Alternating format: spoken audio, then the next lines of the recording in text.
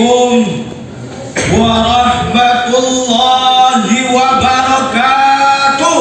Waalaikumsalam warahmatullahi wabarakatuh. Alhamdulillahilladzi amarna ayyahtamal fuqara wal masakin. Assalatu wassalamu ala sayyidina Muhammadin khatamil anbiya'i wal mursalin wa ala alihi wa sahbihi ajma'in. Amma ba'du.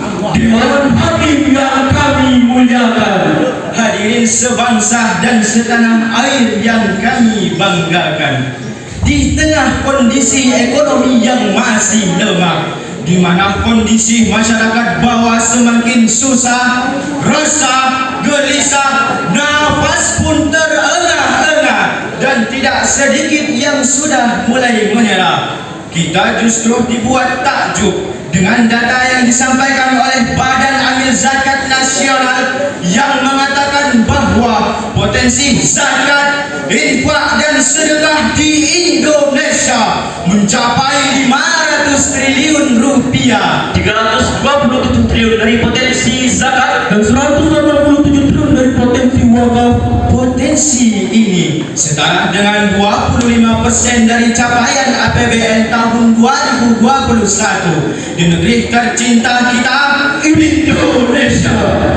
Bahkan hadirin, Indonesia berpotensi sebagai pusat referensi dan inspirasi lembaga siswa dunia, karena selain kaya akan konsep pengembangan ekonomi Islam, Indonesia juga dicatat sebagai bangsa yang paling dermawan, sebagaimana dinobatkan oleh Treaty and Inflation.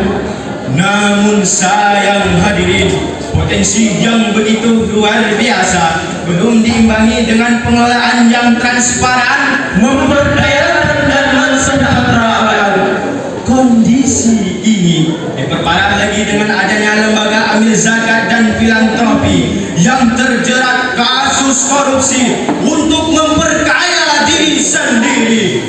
Bayangkan hadirin, BPATK mencatat lebih dari 176 lembaga zakat dan pemberdayaan umat justru melakukan penyelewengan dana sumbangan. Jika hal ini terus kita biarkan, maka kepercayaan masyarakat terhadap lembaga zakat semakin terdegradasi. pengumpulan dana zakat dan donasi menjadi sepi, Kegiatan pemberdayaan umat terhenti, kemiskinan semakin menjadi-jadi, bahkan ancaman kekufuran semakin mendekati bangsa ini. Betul.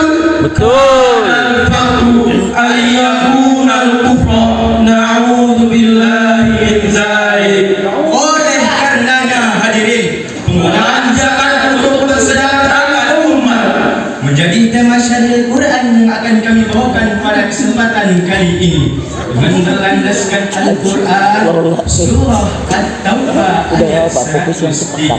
Ini bentar lagi nih. Enggak, ngomong akhir ya. Fokus yang sepakat.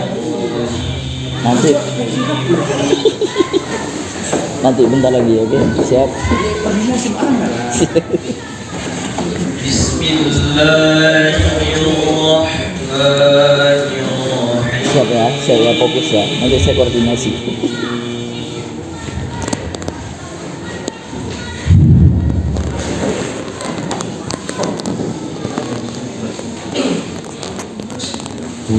Min amwalihim sadaqatan tutahhiruhum wa tuzakkihim biha wa shalli alaihim.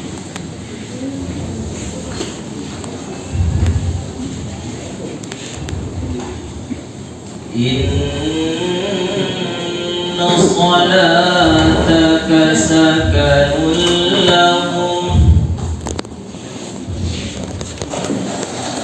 wallahu sami'un alim.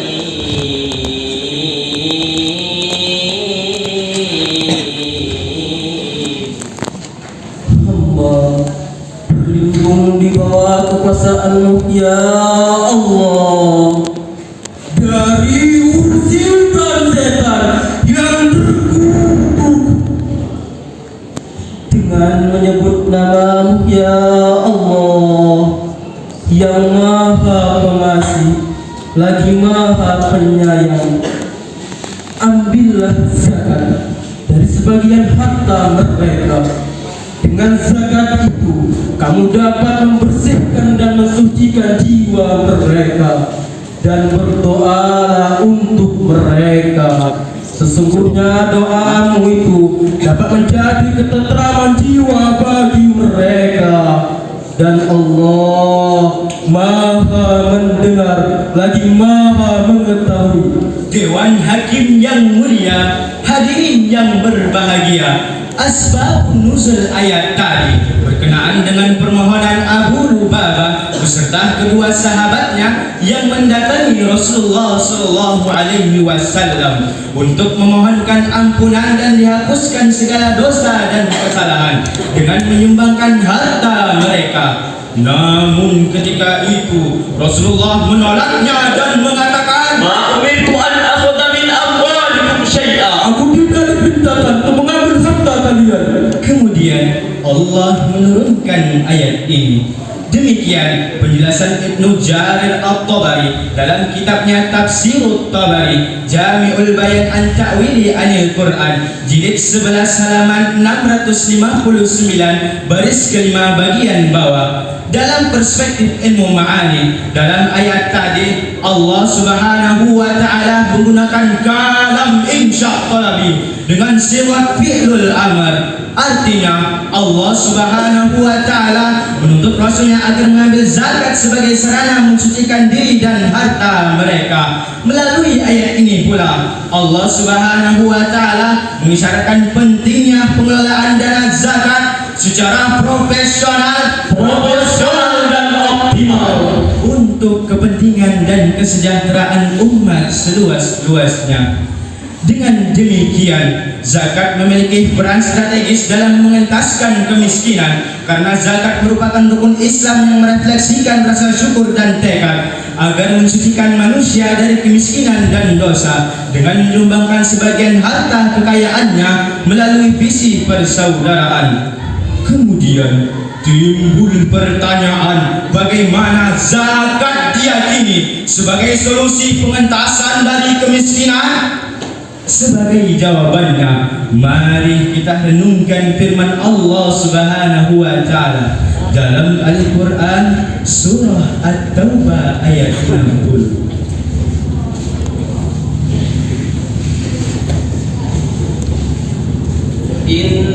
Innamas sadaqatu lil fuqara'i wal masakin wal 'amilina 'alayha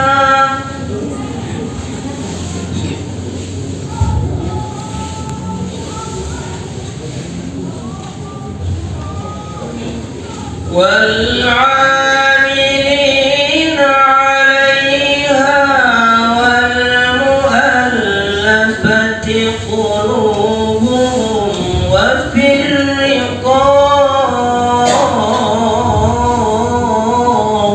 Allah.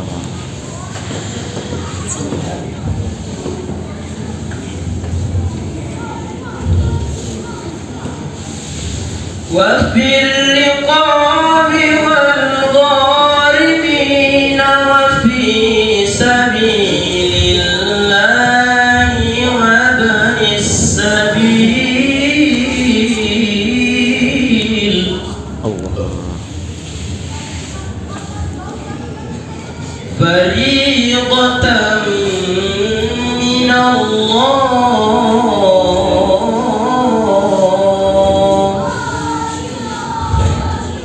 والله عليم حكيم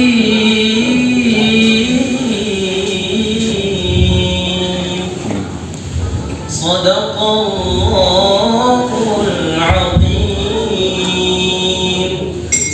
sesungguhnya zakat-zakat itu hanyalah untuk orang-orang fakir, orang-orang miskin, amil-amil zakat yang dibujuk hatinya untuk memperdekakan budak, untuk membebaskan orang yang berhutang di jalan Allah, dan untuk orang dalam perjalanan sebagai kewajiban dari Allah. Dan Allah Maha mengetahui lagi Maha bijaksana, Maha benar Allah, dan Maha agung atas segala firman-Nya. Dewan Hakim yang mulia, hadirin yang berbahagia, dalam ayat tadi Allah Subhanahu wa taala mengawali ayat dengan lafaz innama. Dalam perspektif ilmu ma'ani, lafaz innama merupakan qasar atau taksis, yaitu mengkhususkan sesuatu dengan cara-cara tertentu. Artinya, potensi zakat secara khusus dimanfaatkan oleh orang-orang miskin, Para pengurus zakat, hamba sahaya, Barang malam orang yang berhutang. sabilillah dan ibnu sabil. Dengan demikian hadirin, dari sarahan tadi dapat kami ambil kesimpulan bahwa pengelolaan dana zakat yang profesional di samping kebutuhan-kebutuhan yang bersifat konsumtif menjadi solusi tepat untuk mewujudkan generasi yang iman dan imunnya yang kuat, Tubuhnya sehat, egonya hebat, pendidikannya bertingkat-tingkat, tinggalnya bertingkat, kesejahteraannya meningkat, sehingga menjadikan generasi bangsa Indonesia sebagai bangsa yang kuat, hebat, bermartabat dan berdaulat. Semangat! Kami akhiri saran ini dengan sebuah pantun. Jalan-jalan kelas sahabat. Mari gemar berzakat dan berwakaf demi Indonesia, menjadikan generasi bangsa yang kuat dan hebat.